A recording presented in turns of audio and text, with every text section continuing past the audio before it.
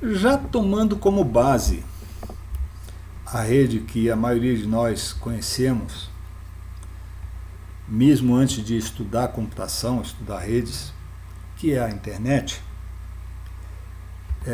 nós vamos lembrar que a internet surgiu a partir de um projeto de pesquisa norte-americano, militar, que era a ARPA, ou ARPANET. Curiosamente, nesse mapa nós temos aqui a ARPANET, nesse pontinho aqui, tá? Esse pontinho aqui. Deixa eu ver se ele está aparecendo aí para vocês. ARPANET, está aqui a ARPA. A ARPA está aqui, ó. ARPA, tá? Basicamente, a ARPA era uma iniciativa norte-americana de melhorar a comunicação de informações, a troca de informações de um lado para o outro do território norte-americano. Tá?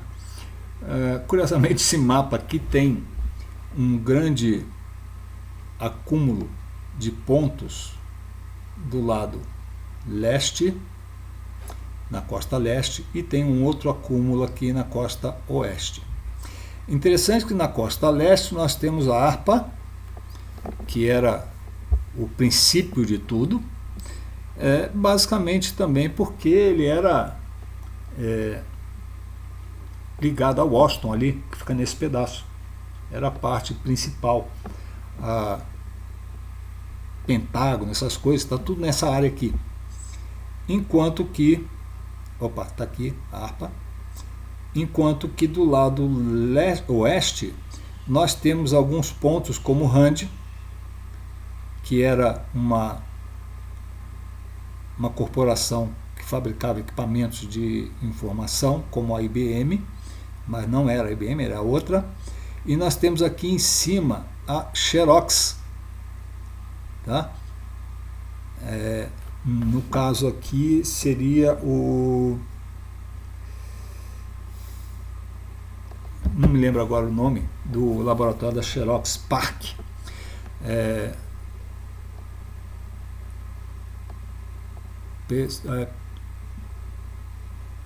Advanced Pesquisa Research, era o centro de pesquisa avançados da Xerox.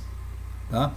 E nós vamos ver aqui também que temos uma série de universidades, Universidade UCLA, né? A Stanford,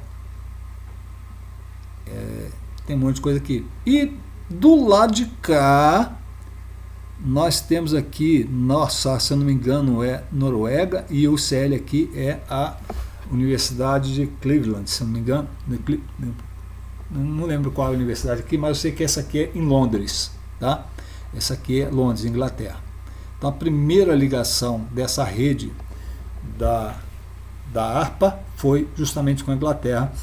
Muito justificado porque, lembrando que a Inglaterra foi a base principal da onde os americanos puderam disparar as suas armas contra a invasão nazista na Segunda Grande Guerra. Ok? Eu queria que você reparasse aqui uma coisa. A rede aqui é bem simples. Isso aqui é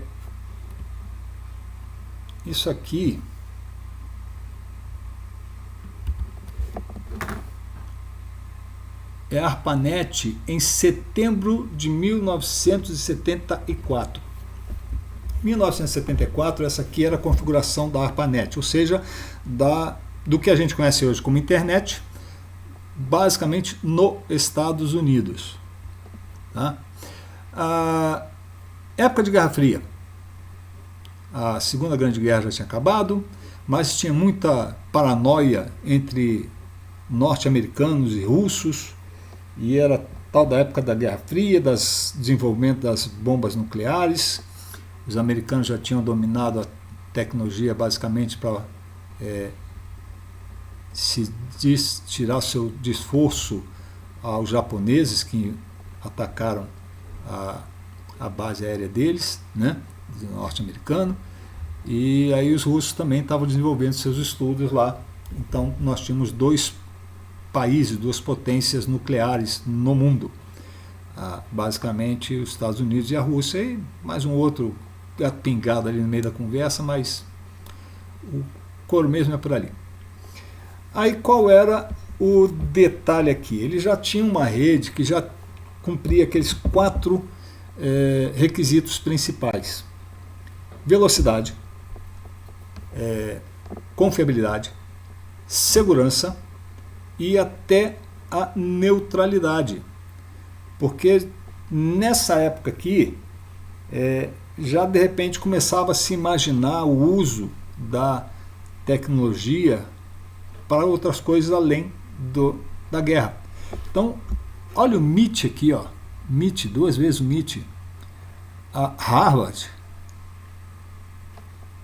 deixa eu trocar aqui, ó, MIT, Harvard está aqui, Carnegie, a ARPA está aqui, essa UCL aqui na Inglaterra é uma universidade também.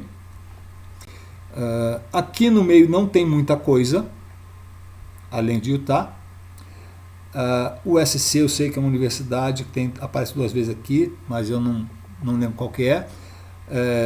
UCLA se não me engano, Los Angeles, Califórnia. Stanford, e por aí vai, tá? Então já tinha aqui uma presença massiva da informação de fins científicos e não militares.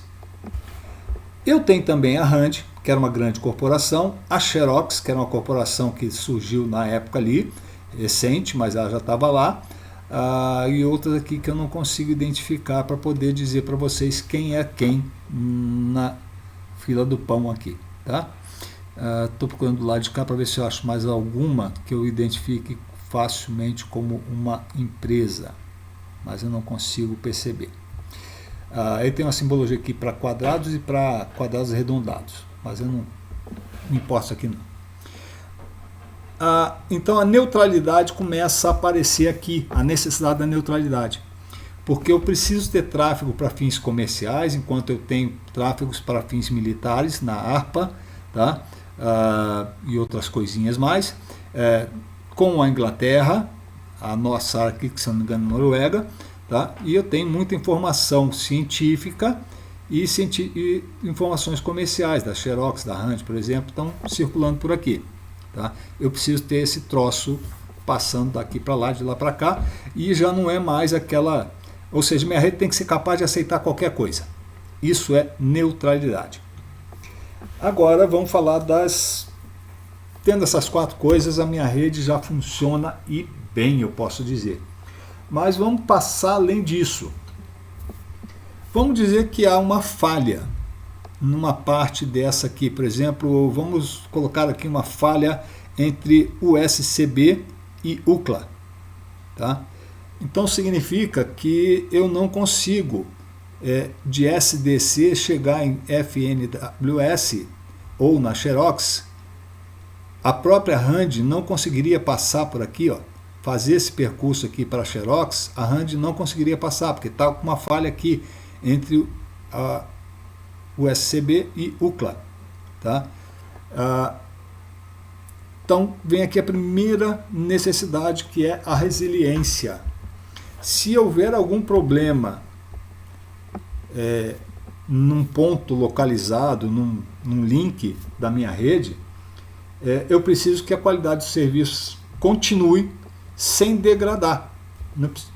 Eu preciso que não tenha um impacto muito grande no funcionamento da rede se um pedaço dela falhar, tá? Obviamente que se eu olhar a minha rede aqui, de repente eu posso ter algum ponto aqui que seja bem complicado, né? Vamos dizer que esse link aqui, AFWL RML, ele deu um pau, né? Então se esse cara AFWL quiser falar com RML, ele tinha uma comunicação direta e agora não tem mais, tá? Então vamos dizer, no mínimo ele teria que fazer alguma coisa do tipo assim, vir para cá, daqui para cá, passa aqui por cima, e aí depois desce por esse caminho para chegar até aqui. Então, ainda funciona. Significa que a minha rede tem resiliência. Tá? A resiliência, então, surge como uma característica não exatamente necessária, mas é ótimo que tenha, porque se o oposto da Guerra Fria atacar e destruir esse pedacinho aqui, né, acertar esse cruzamento aqui, acabar com essas duas linhas, eu ainda tenho essa linha aqui para comunicar o lado leste com o lado oeste, e tudo funciona, tá? Então por isso vocês têm 3 linhas separadas aqui para poder, se duas detonar ainda sobra uma, tá? O cara consegue trafegar. O problema é só aqui, se essa linha aqui que vai lá para a Europa quebrar, então de repente nós temos uma falha que a rede fica dividida. Eu continuo tendo os Estados Unidos se comunicando, mas eu não consigo falar com a Europa, tá? Não pela rede de dados, ok? Então esse é o primeiro características que eu posso querer aqui. A segunda já aparece um pouco aqui quando eu estou olhando a ARPA de 1974. Porque isso começou antes. Quando isso começou, era um troço militar. Sendo militar, nos Estados Unidos, significa que os órgãos militares, os quartéis, coisa e tal, os centros militares, estavam envolvidos. E universidades que faziam estudos financiados pelos militares, né, pela força militar, para desenvolver tecnologias. Mas, por exemplo, a Rand e a Xerox de repente não estavam lá.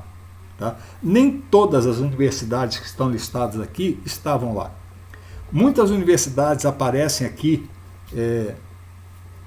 montando essa rede justamente porque eles estavam buscando a resiliência, ou seja, ter vários caminhos para circular, então é melhor eu fazer esse caminho ligando por outras universidades.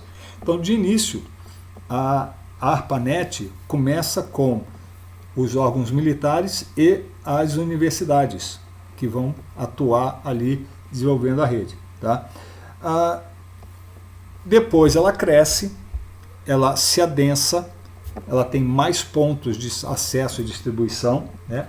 Essa coluna vertebral, esses que a gente chama de backbone, que liga o oeste dos Estados Unidos com o leste dos Estados Unidos, está aqui duplicado. Aliás, aí tem mais duplicação aqui também, ó, bacana, né? Esse pedaço aqui, ele de início tem poucos pontos, depois ele vai crescer. Se a gente pegar um mapa mais moderno, vai ter outros tantos pontos aqui no meio. A gente vai ver que no mapa moderno, esses pontos aqui começam a se distribuir para provedores comerciais para os clientes, né, para a nossa internet doméstica, e tudo isso está acontecendo aqui. E isso que significa que a minha rede está crescendo em tamanho, em porte, em complexidade, mas é desejável que eu não tenha que trocar tecnologias, trocar funcionalidades. Tá?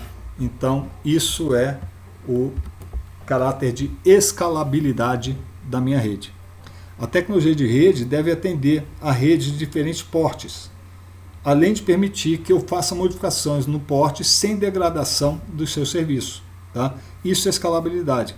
Se a rede me dá essa possibilidade, isso é muito desejável. Lembra, se eu não tiver escalabilidade, a minha rede ainda funciona. Só que eu não consigo mudar o tamanho dela, crescer, diminuir. Tá? A tecnologia que eu tenho, de repente, não serve para redes maiores. Isso nós vamos ver que aconteceu com uma rede, uma tecnologia de rede, uma arquitetura de rede proprietária. Depois a gente vai discutir isso em outra ocasião. Tá? E finalmente, que a gente pode ver também nesse mapa a flexibilidade estrutural e funcional. Tá? Repara que, como eu disse, isso aqui é 1974. Teve outras versões anteriores e tem versões atuais disso aqui. Tá? Então, estruturalmente, a rede mudou. Ela tem mais pontos, ela tem mais derivações, ela tem mais backbones, tem mais tudo. Porém, isso sem mudar a tecnologia. É desejável que a tecnologia seja capaz de acomodar mudanças, tá, estruturais. Então eu possa pegar, com a tecnologia que eu tenho, eu posso adequar a estrutura da minha rede conforme a necessidade, sem ter que trocar a tecnologia que eu estou usando, sem que a tecnologia limite o que eu posso fazer ou não na minha rede. Tá? Se eu posso mudar a estrutura física da minha rede, tá, usando a mesma tecnologia, também é bom que eu possa mudar a estrutura funcional da minha rede. Então, por exemplo, essa rede aqui, quando ela surgiu, ela permitia a comunicação de dados, tinha lá a sua neutralidade, e essa neutralidade, de repente, permitia que as universidades criassem novas utilizações. Por exemplo, sei de uma história que um serviço muito comum, que é o e-mail, surgiu num centro de uma universidade dessa aqui, que os caras criaram um aplicativo que deixava mensagens para os usuários de um computador. Quando o computador acessava, o usuário acessava o computador, aparecia lá um aviso se ele tinha mensagens novas. E aí ele entrava lá no aplicativo de e-mail e ele via as mensagens que estavam deixadas para ele. Nesse ponto, isso era uma aplicação que rodava na máquina. Então, você tinha que acessar a máquina para você deixar uma mensagem para outro usuário daquela máquina. O pessoal, tendo a tecnologia de rede, pegou e colocou lá: olha, eu posso mandar uma mensagem para um servidor. Então, em cima da tecnologia de rede, do jeito que estava, os caras criaram uma aplicação que era capaz de receber mensagens, armazenar numa caixa postal de um usuário e depois entregar isso para ele na hora que o usuário acessasse a caixa postal. Tá? Uma outra forma de ver essa flexibilidade funcional é o FTP e o HTTP. O FTP é um protocolo de transferência de arquivos, File Transfer Protocol.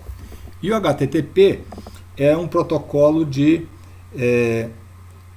Hipertexto Transfer Protocol, ou seja, protocolo de transferência de hipertexto. Hipertexto é aquela ideia de um texto que tem links, que você clicar nele, ele te manda para outro texto, tá? Para outro documento. Que basicamente é o quê? É a página web. Então, quando o professor que criou a web lançou a ideia da web, né, das páginas com hipertexto, ele fez o quê? Em vez dele criar um protocolo que fizesse aquele papel, ele pegou e usou o FTP. O HTTP é um FTP que ganhou algumas capacidades, né, de pegar e dar uma lida no que está ali no arquivo e pedir outras coisas. Tá? Então, basicamente, ele usa uma ideia de transferir arquivos de um lado para o outro usando o protocolo FTP. Tá? Isso é um exemplo típico de flexibilidade funcional da rede. Você não precisa trocar uma função por outra quando você quer fazer funcionar. Você tem servidor que tem FTP, tem servidor que tem HTTP, e você tem servidor que tem FTP e HTTP ao mesmo tempo, porque são serviços distintos. O HTTP é baseado no FTP, porém, eles não são excludentes.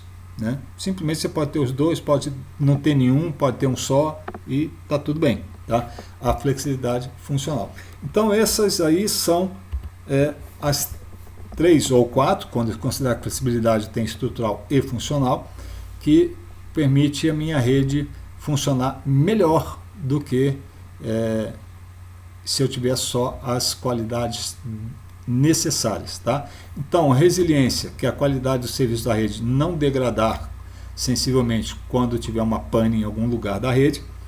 A escalabilidade, que com a mesma tecnologia eu posso atender a projetos de redes de portes e tamanhos diferentes, além de permitir eu encolher ou expandir a minha rede sem degradar o serviço dela. É óbvio que tem vezes que se você amplia a rede, você acaba sobrecarregando ela mais, ela pode ter uma certa degradação, mas aí quando você amplia a rede também você vai ampliar ou trocar alguns equipamentos da mesma tecnologia, mas com maior capacidade de tráfego. Mas isso é uma questão para uma aula mais para frente. E, finalmente, a flexibilidade estrutural e funcional, que diz que a tecnologia que eu uso na rede deve permitir que eu faça mudanças nas suas estruturas física e lógica, sem que isso implique a degradação de serviços ou componentes da rede. Ok? Então, esses aí são nossos requisitos de rede básicos que eu preciso ter. Ok? Tchauzinho!